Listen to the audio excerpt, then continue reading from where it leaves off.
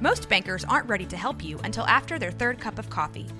But with Central National Bank's after-hours service, you don't have to wait for the bank lobby to open to get help. You can contact us from 6 to 8:30 in the morning or from 5 to 10 in the evening, and we'll connect you to a real, live, local person who can answer questions and fix problems 7 days a week. Bank different. Bank Central. Central National Bank. Member FDIC.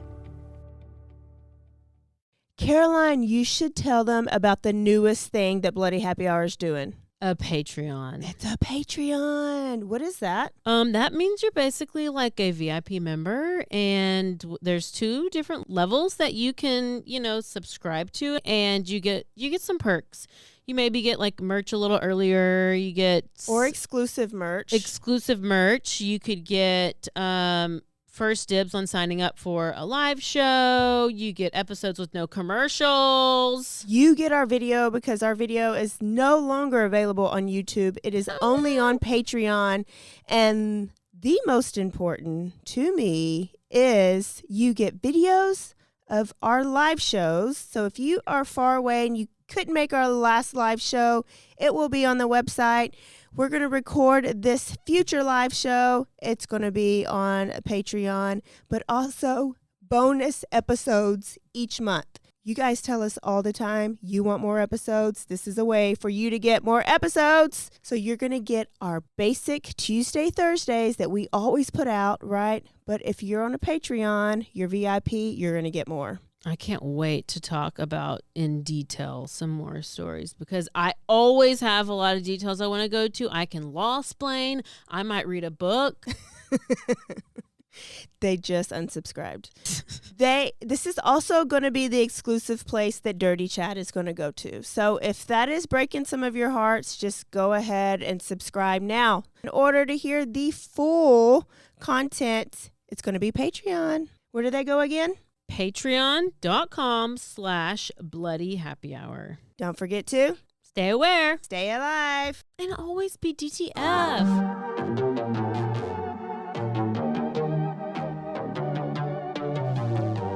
Hey y'all, I'm April. And I'm Caroline. And this is your Bloody Happy Hour. Caroline, are you ready for this? This is your newest guilty pleasure. It's the bloodiest part of your week. Did we say something about it also being happy hour? Show did. Because we about to be sipping on some murder. Bloody Happy Hour.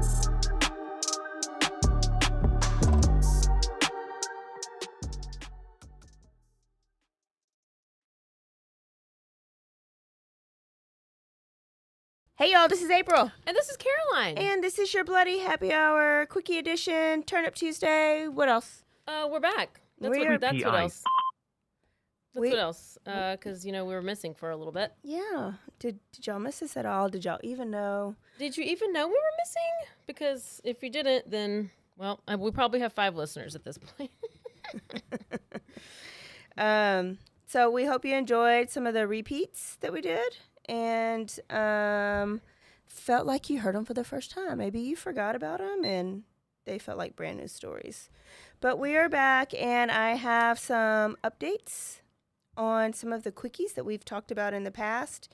It's been a couple weeks, and the last we talked about Riley Strain was before he was found. I think they found him the next day after we recorded the last quickie episode.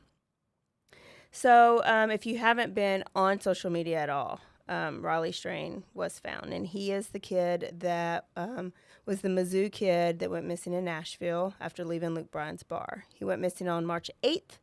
And his body was actually found in that Cumberland River that's at the end of that Broadway street, the main street of Nashville, in the river on March 22nd. He was found with his shirt on. So the stories about the homeless guy being caught wearing it, either that was rumor or it was a very weird coincidence. And then police said that it appeared to be accidental because there is a very steep ditch embankment incline down to the river where somebody, especially inebriated, could have stumbled and tumbled into the river.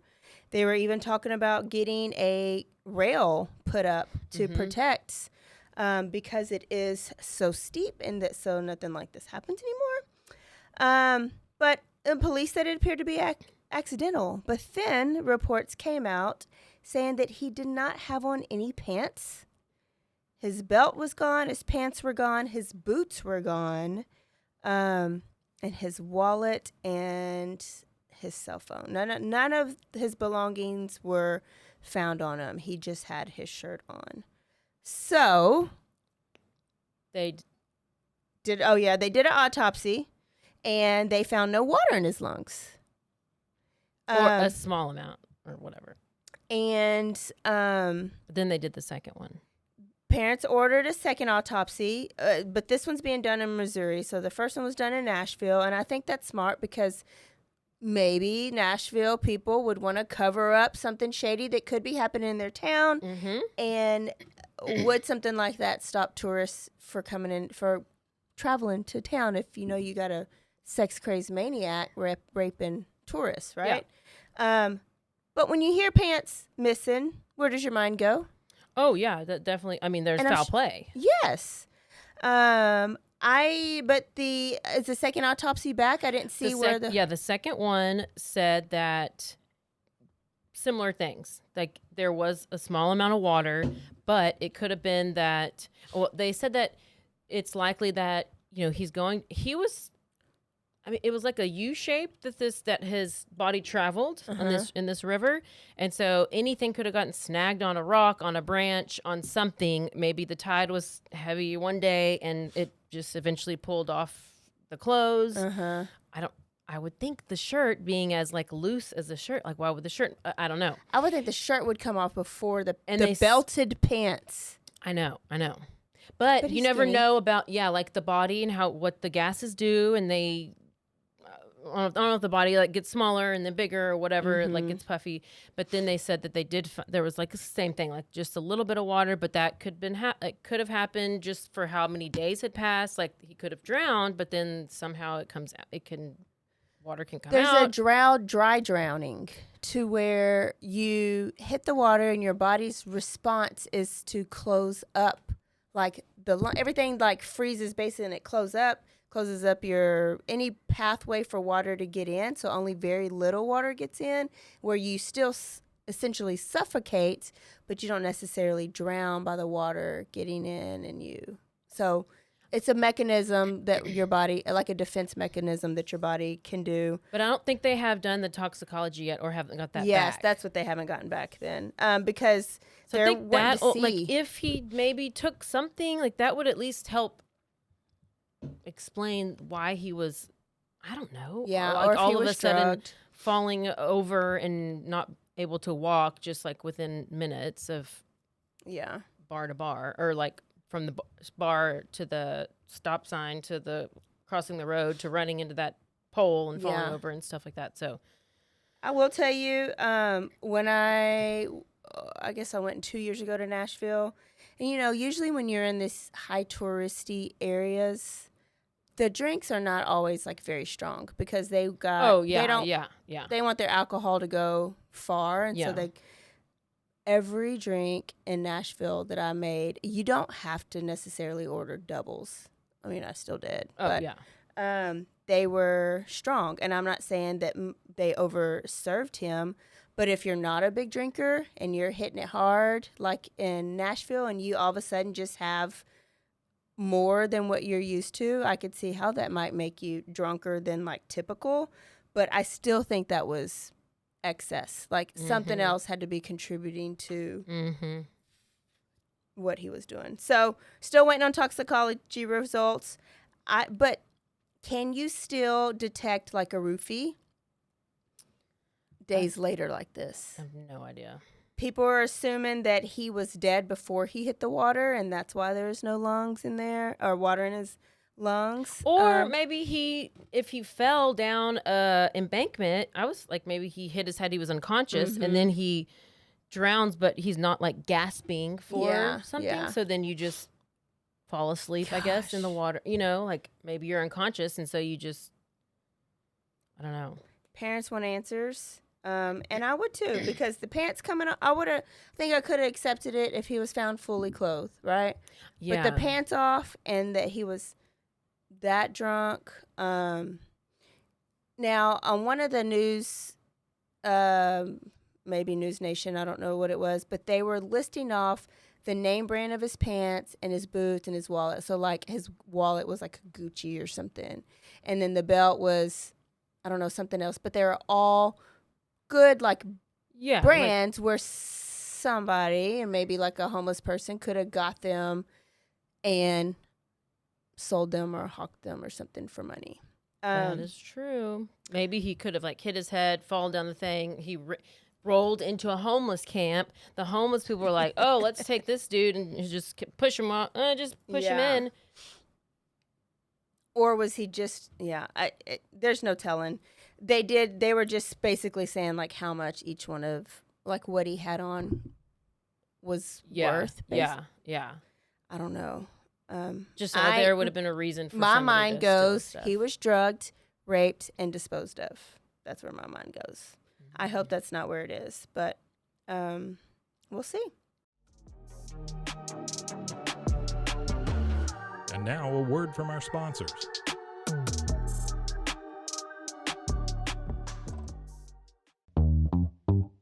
Hi, and welcome to Bustles and Bangers with your hostess, Rachel and Christopher.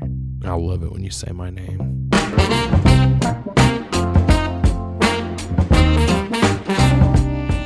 And you didn't say hi. I didn't. You just kept going. I'm going to introduce the book. I'm not reading it. It's because I don't like reading. Girls like cowboy butts, and those jeans don't hide anything. Find us on Instagram at Bustles and Bangers or on RogueMediaNetwork.com. Hey, I'm Blair. And I'm Brittany. And we're the host of By the Cover Podcast. We cover everything from mysteries, thrillers, romance, chick lit, and even some smut. Don't forget the smut. Yeah. We're so excited to get this thing going and share this with you guys. We've been talking about this for months, and it's finally happening. Yes. Special shout out to Rogue Media for helping us with this. For sure. You can find us on Instagram at bythecover_podcast. You can also find us on Facebook and TikTok, so don't forget to give us a follow on those too also. And we are so excited to dive into some of our favorite books and share those with you. We can't wait. Hope you love it.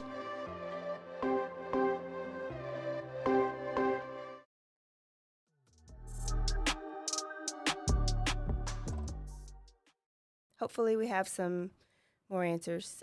Sebastian Rogers update. Still in Tennessee.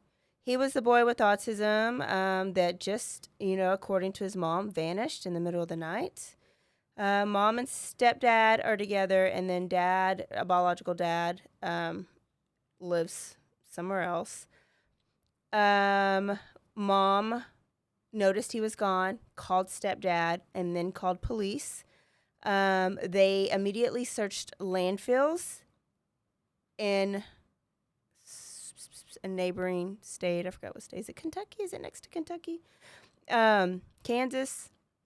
Because that's where, in that area of where they live, their trash goes to this other, it's like a state over, but it's close to the line. Anyways, they found nothing, and there have been searches since then. But about a week or so ago, searches were immediately called off. They were doing ground searches. And then they had the Cajun Navy start. Yes, what is that? That's the people who were just searching for Riley Strain. I did see guess that, but I've never heard of them. I guess they're like the Texas Rangers of that area. The Cajun Navy. Okay. So they had literally were leaving Riley Strain's search vicinity and then coming and looking for Sebastian Rogers, and they were going to next go to the body of water that. And then they said apparently they called that off because of they were getting somebody was getting death threats. Volunteers. So the United Cajun Navy were getting death threats, and then volunteers who have been helping searching, just like random volunteers, have been getting death threats Why? to not to go. Exactly. From like who? I was so confused. I know. I saw that and I was like, I'm not even looking at this. I don't understand what's. Like, I haven't followed it really, and I just kind of was like, what? Like, I know. So they canceled search for a while and not indefinitely, but they had to pivot because you got to take those threats seriously. So they're going to have to secure more like security, police personnel, and surveillance for the volunteers and for the searchers as they're searching. But all that did is raise more red flags about this story. Who doesn't want them to find Riley Strain? yeah. And then a couple days ago, some glasses were discovered that look just like the not Riley, sorry. Oh, Sebastian. Sebastian. Glasses were discovered that looked just like the glasses that Sebastian wore. Mm-hmm. So authorities have not yet confirmed. They're in the process of trying to confirm what do you look for? DNA? Do you match a prescription? I mean, your name's not carved in on your glasses.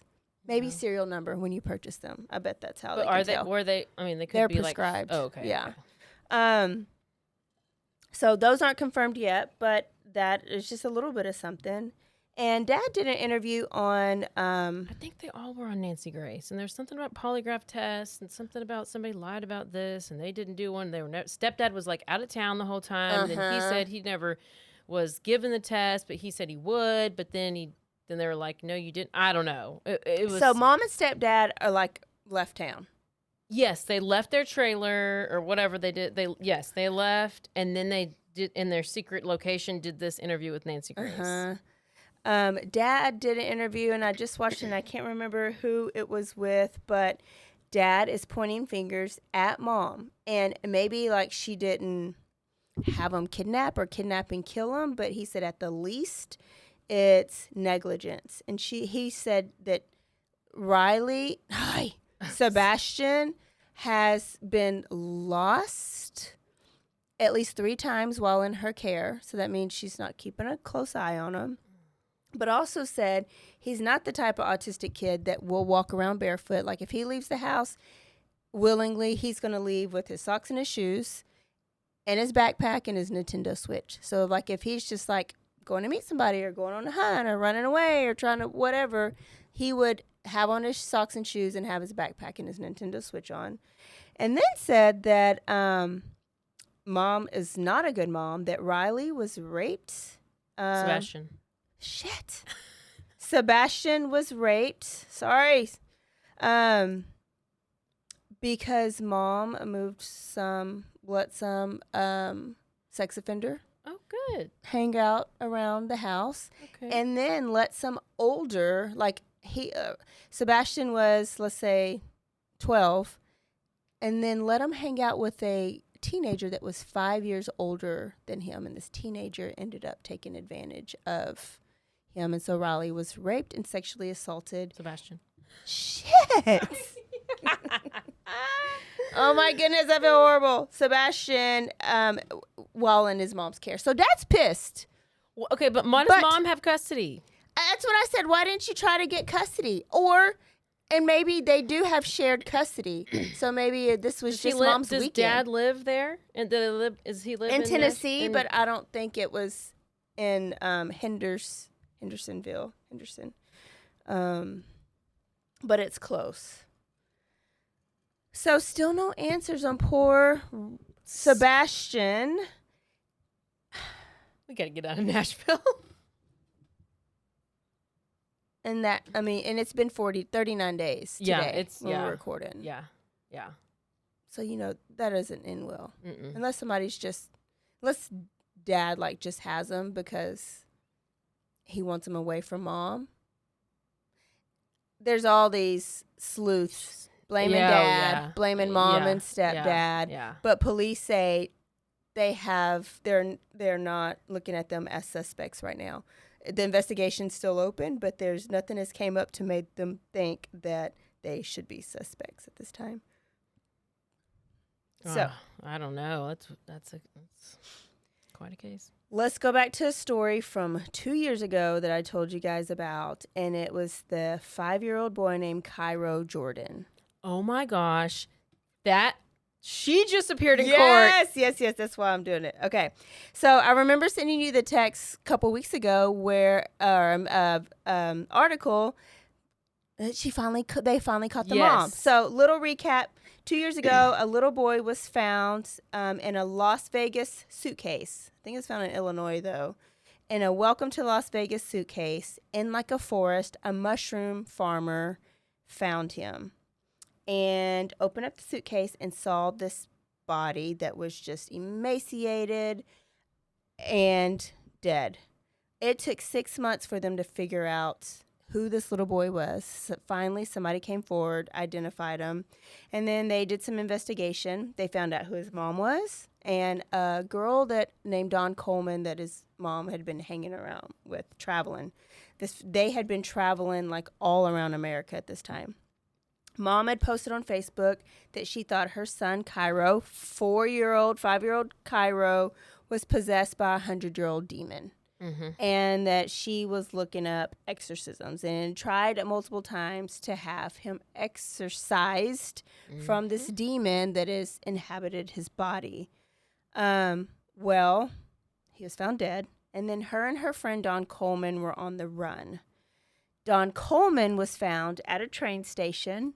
That's like October of 2022, so it was found in April. She was found boarding a train station in October. She was arrested, and she complied. She said that she walked into the room, and Mama, Miss Anderson, was on top of Cairo. His face was like on the mattress, and she basically smothered him. And then asked Dawn to help put him in a trash bag, and then they disposed of his body in the woods. They arrested her. She's been tried. She was given 30 years. So she's in jail, and she has agreed to testify against Mom when they catch Mom. Uh-huh. Mom was gone. They were like, she's got ties to California, to Illinois, to Las Vegas. Like, she could have been anywhere. But I couldn't find, I know they caught her in California, but I couldn't find, like, what did she do? Did she walk into a bank? Was she recognized? Or were they just surveilling her? So she's arrested, and she had her first court appearance. Yeah. The other day. And this is going to be a trial that Caroline is going to want to watch. Oh, I know. Yeah. I started watching a little bit of it. Somebody was covering it on YouTube, and I heard like 2 things, and I was like, oh my gosh. And I didn't get a chance to finish watching the whole thing, but here's a little bit of it. 2210 F1 833, State of Indiana versus Dijon Anderson. Ms. Anderson, for the record, would you state your full name, please? Yes, I am Princess Kalifia Hatan Tupac II, representing the entity Dijon Anderson. You're known as Dijon Anderson? I'm representing the entity as Dijon Anderson. Your date of birth? My date of birth is February 2nd, 1961. And that would make you how old? That would make me 63 years old.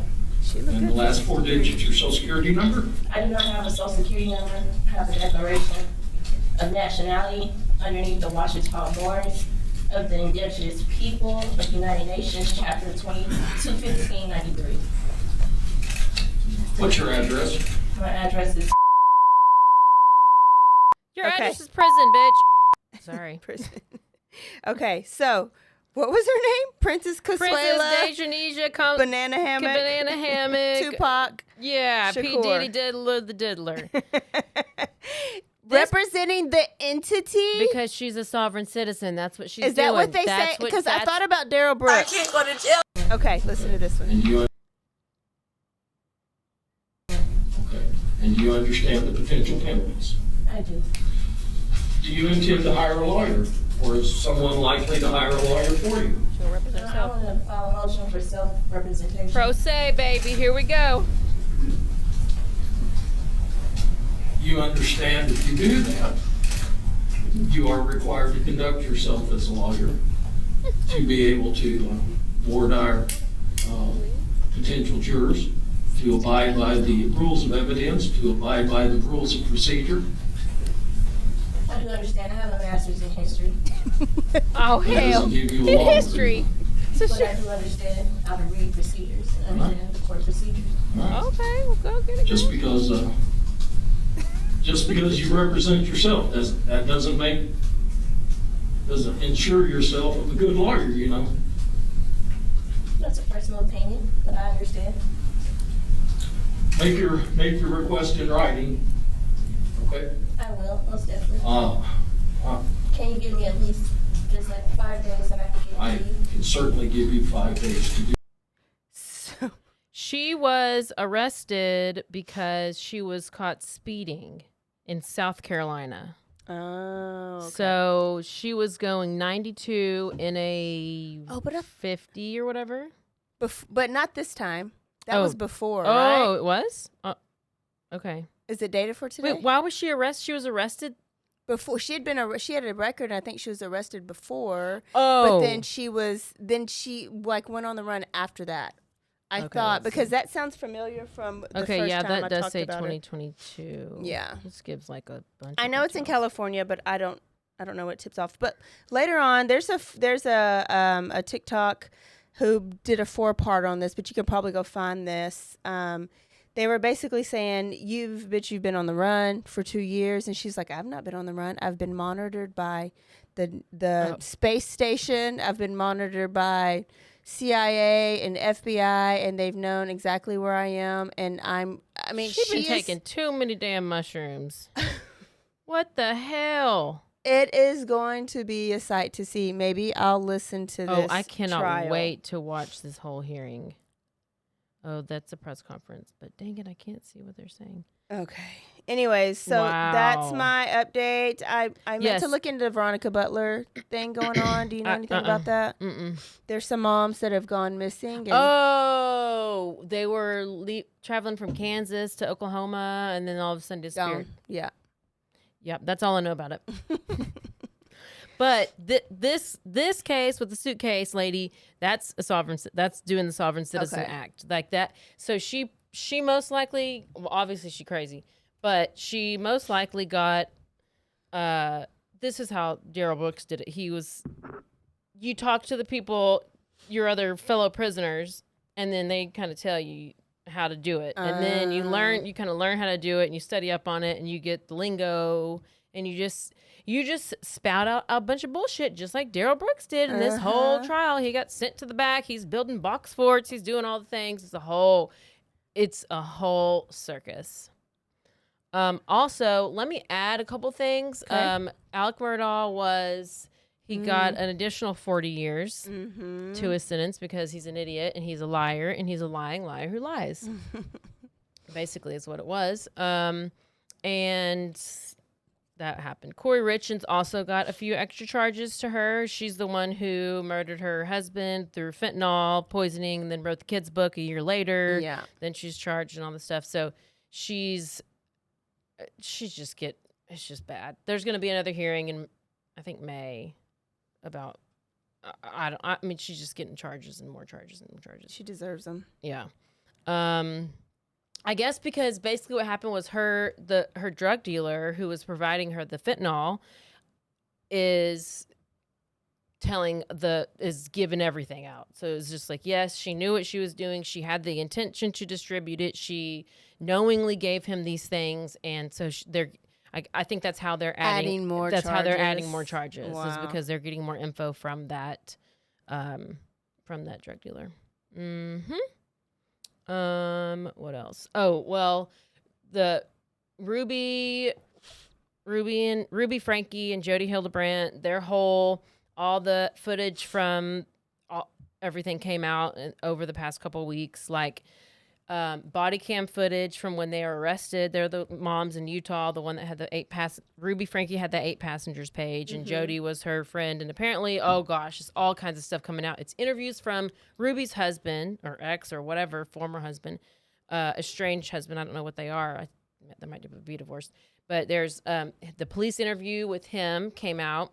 The pictures. the pictures came out, the calls with the phone calls, jail phone calls have come out, and it is way worse than anybody thought. Like, we did not know it was that bad. We didn't know that. But this Kevin, the husband, Ruby's husband, he's like completely milquetoast, soy boy, like just, oh, you want to take the kids? Okay. Like, oh, Jody wants me to go to this porn addiction camp. Okay, I'll go. I guess I'm addicted to porn.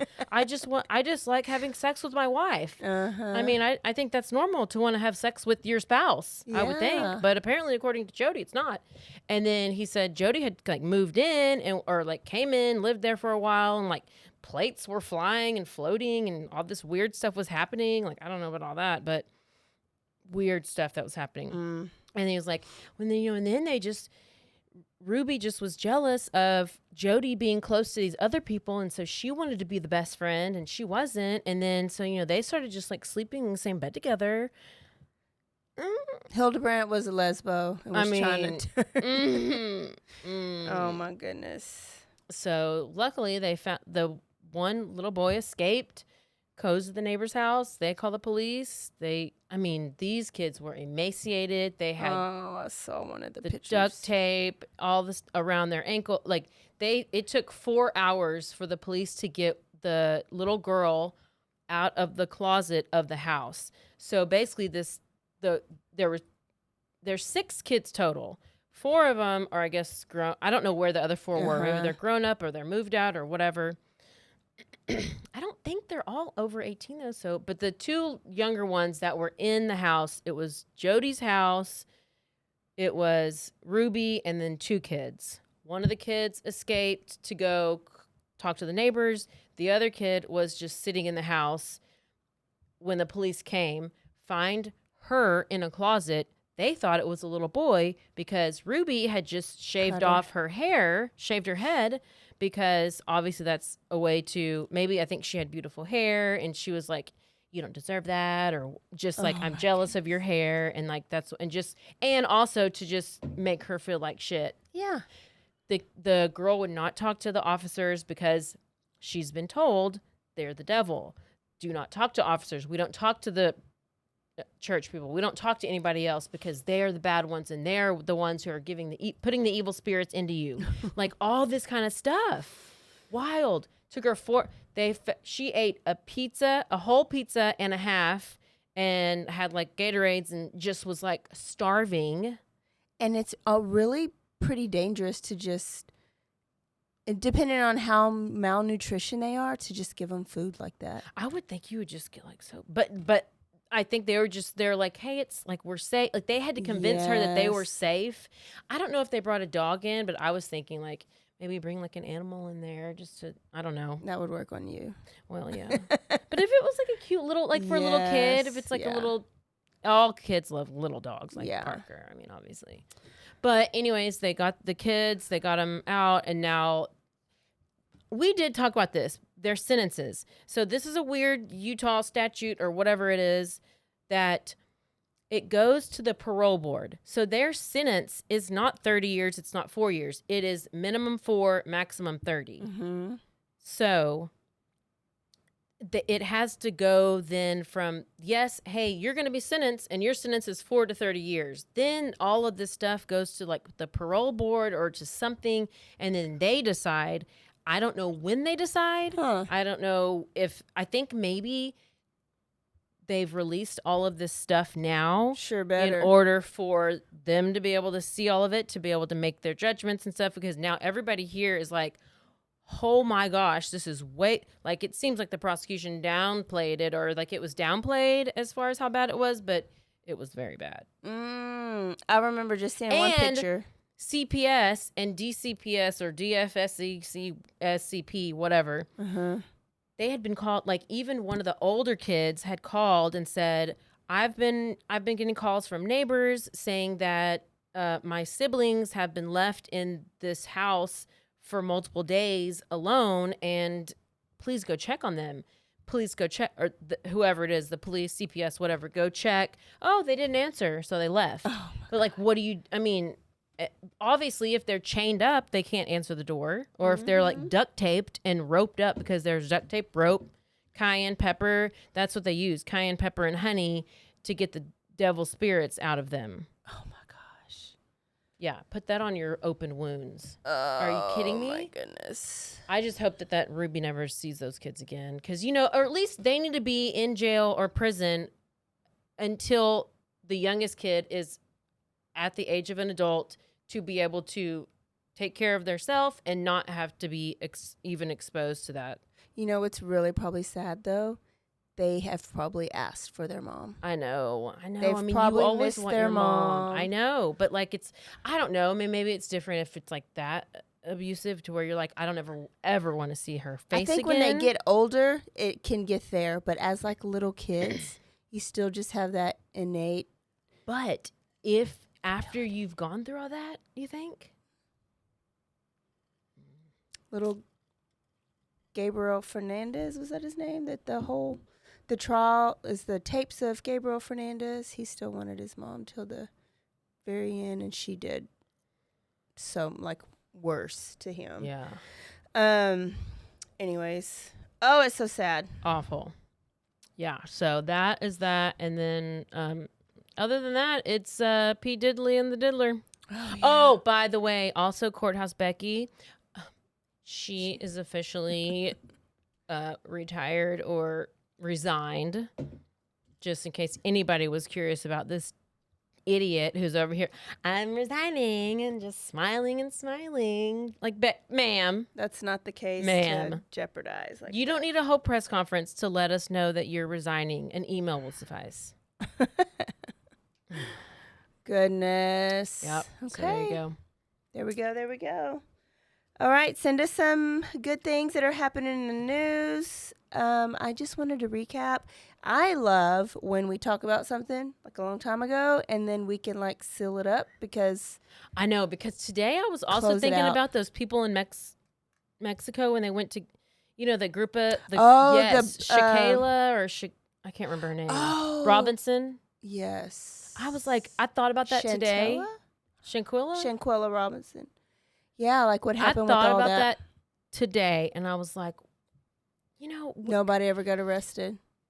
Or and what's the latest with the Soto people from San Antonio? The one that was the daddy pregnant girl, girl and the boyfriend were shot in the car. I guess we got to wait to trial. I did watch a little bit of his I don't know what you call it, but you go to court and he had to answer a bunch of questions from the judge about like how much money they have in the bank, how much their house is worth, and I don't know, it was random, but it was like an hour long. And he was basically trying to get sympathy. He was trying to get bail. Him and his wife were trying to get bail because his diabetes is so bad, and he's passed out in prison multiple times and had seizures, and he was saying that they're not taking care of my medical needs like I need them to, and I could die. Well, so give me bail. Give me bail. No, just maybe they have medicine. Bond me out, bail me out. They give you medicine. And the stepdad of the Savannah Soto. These are both Sotos. That was the little girl, right? Jennifer Soto was the mom. The girl that was yes. Her. And well, I guess so far, just the stepdad has been arrested and is in jail. He has some kind of hearing or something coming up in May. Yeah. They're saving. I think maybe they're saving to build a case against her like they did. I mean, but is she not going to go anywhere? Like I guess she's not. Yeah. I mean, I guess not. I don't know. I know. She probably is stupid and thinks she got away with it. Yeah, she probably does. I do think that we're finally going to have the suitcase murder Sarah Boone. And I think it's allegedly, supposedly gonna happen in May. She needs to represent the entity of Sarah Boone. I and think be a she sovereign does citizen. because she is like she's the worst. And somebody else is on their. Oh, that's another case. That's another thing. This one lady's on her 13th lawyer. Anyway, I think Sarah Boone's on number 9, and hopefully I remember when we recorded that episode, and I was like, "It's happening next month," and it's been 2 years, and I'm pissed. Oh goodness. Okay, there's your quickie, and we will see y'all Thursday for a full episode. Where are we going, ma'am? We are going to. I always forget. I know where we're going, but where? Oh, in California? How are we? Cali again? Oh, we're going to Maryland. Maryland. Mm-hmm. Okay, never been there. Well, buckle up. We'll see y'all Thursday. Don't forget to stay aware, stay alive, and always be DTF. Bye, you guys. Goodbye.